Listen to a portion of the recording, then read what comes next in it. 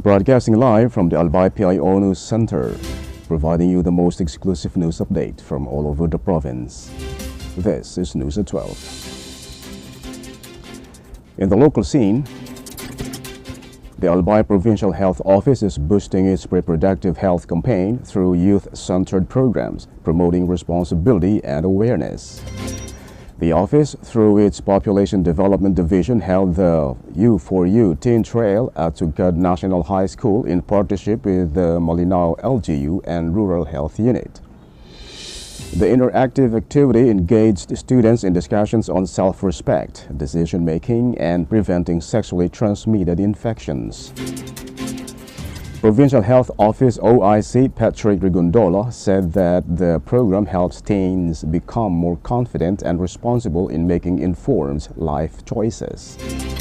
The initiative, supported by the Commission on Population and Development Region 5, also aims to reduce teen pregnancies and promote a healthier future for the youth.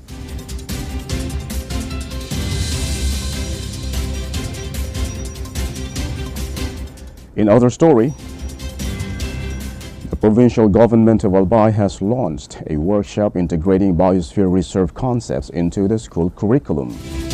The two-day activity, organized by the Provincial Tourism, Culture and Arts Office and the Albay Biosphere Reserve Management Council, is held in partnership with the Department of Education. Teachers and curriculum writers are developing lesson materials that highlight Albay's natural wealth, culture, and sustainable practices.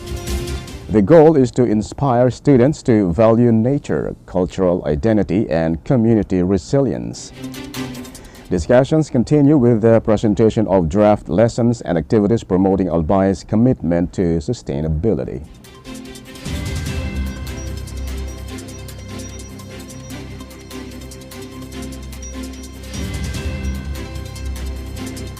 In other news, the Albay Public Safety and Emergency Management Office is intensifying coordination efforts to strengthen the province's emergency preparedness and response. Following the Provincial Disaster Risk Reduction and Management Council's directive, APSEMO is preparing for a scenario-based drill simulating earthquakes, tsunamis, landslides, structural failures, and fire evacuations. The office has been meeting with local disaster offices, malls, schools, and hospitals to coordinate response measures and safety protocols. The latest meeting gathered representatives from more than 10 public and private hospitals across the province.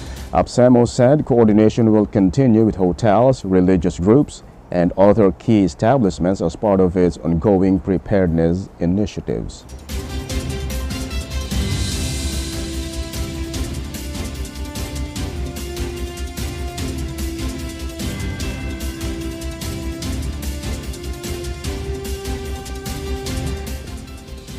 In the national scene,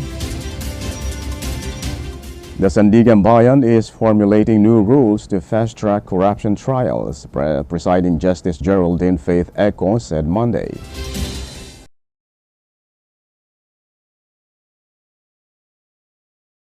The court is refining these guidelines while actively clearing its backlog to prepare for an anticipated surge in cases.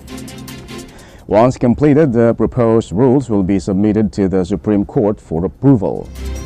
Ombudsman Jesus Crispin Remulla announced that a preliminary investigation into 6 allegedly irregular flood control projects will begin this week.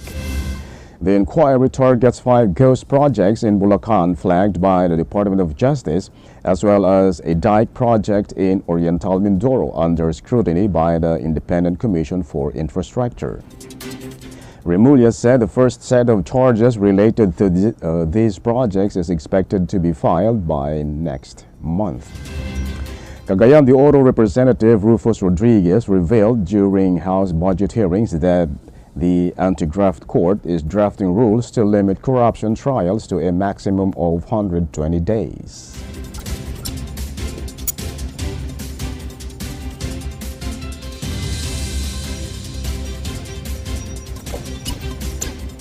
In other story,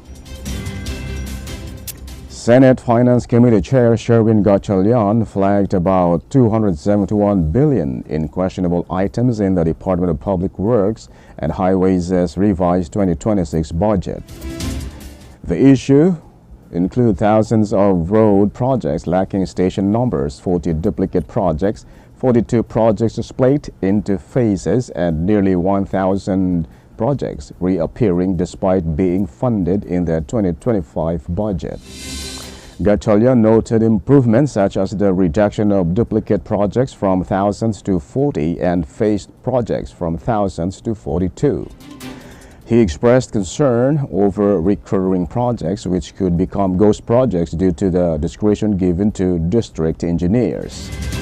DPWA Secretary Vince Deason said some recurring projects remain unfinished and require validation.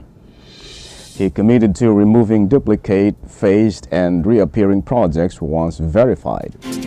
Gatchalian urged a thorough review of the budget allocations and instructed regional directors and district engineers to ensure proper documentation, including station numbers, before the budget deliberations proceed.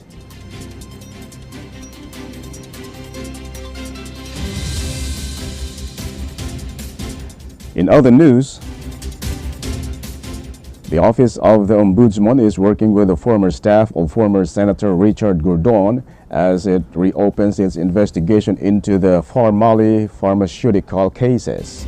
Ombudsman Jesus Crispin Remulla confirmed that Gordon's team had turned over key documents related to the Senate's earlier probe into the alleged misuse of pandemic funds. These materials, once intended for legal action during Gordon's time as chair of the Senate Blue Ribbon Committee, are now being used as a basis for the Ombudsman's review. The office is currently in the fact-finding stage and aims to complete it by the end of November. Identifying and locating witnesses is part of the ongoing process before any preliminary investigation can begin. Remulla previously withdrew and arraigned Farmali-related cases from the Sandigan Bayan to reassess them. He said earlier handling lacked consistency and needed review to prepare the cases for proper trial, and the Ombudsman's office expects to refile the cases soon.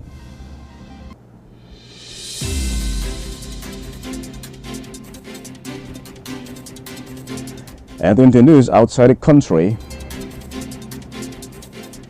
after nearly 10 days of relative calm, the ceasefire between Israel and Hamas in Gaza has been disrupted by renewed violence. On Sunday, Israel carried out airstrikes on Hamas, saying Hamas broke the ceasefire.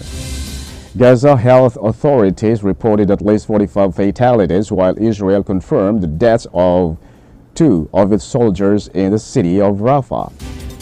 The Israeli military stated it is working to enforce the ceasefire, but warned it would respond firmly to any further breaches. Hamas defined involvement in the recent clashes and accused Israel of fabricating justifications to resume hostilities. The ceasefire, which took effect on October 10, aimed to halt ongoing violence and facilitate prisoner exchanges and humanitarian aid deliveries. Both parties have accused each other of violating the agreement. In response to the recent clashes, Israel has suspended aid deliveries to Gaza. The ceasefire remains fragile, with both sides cautioning that further violations could lead to an escalation of the conflict, while efforts to maintain peace continue amid rising tensions and deep mistrust.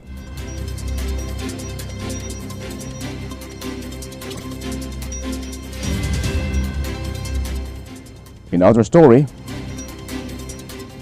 a North Korean soldier was taken into custody by South Korean authorities after voluntarily crossing heavily guarded land border separating the two Koreas on Sunday. According to South Korea's defense ministry, the soldier was seeking to defect.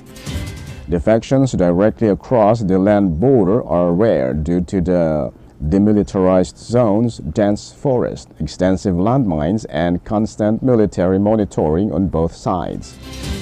Most North Korean defectors typically escape through China and other countries before reaching South Korea. The border area, one of the most heavily mined places in the world, is closely watched by troops from both countries. Analysts warn that Pyongyang is unlikely to welcome this defection, as the soldier could provide South Korea with sensitive information on North Korean troops' movements and operations along the border.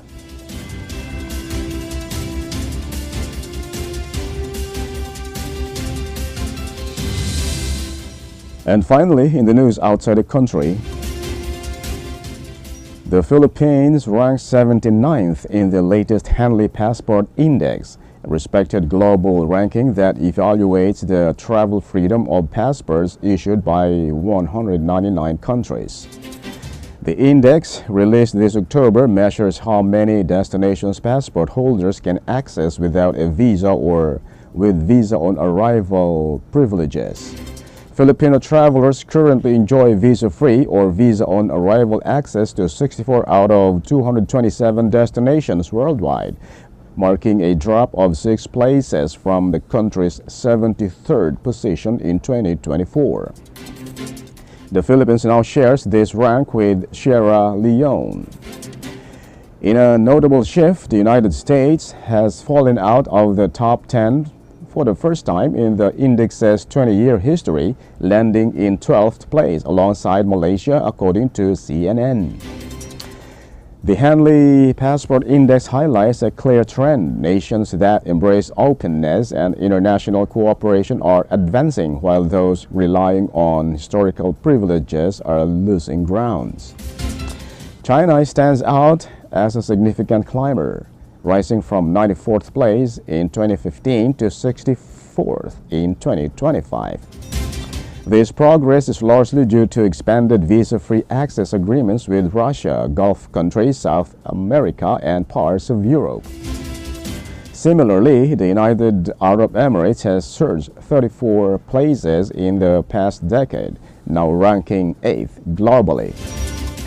Leading the index in 2025 is Singapore, offering its citizens visa-free or visa-on-arrival access to 193 destinations.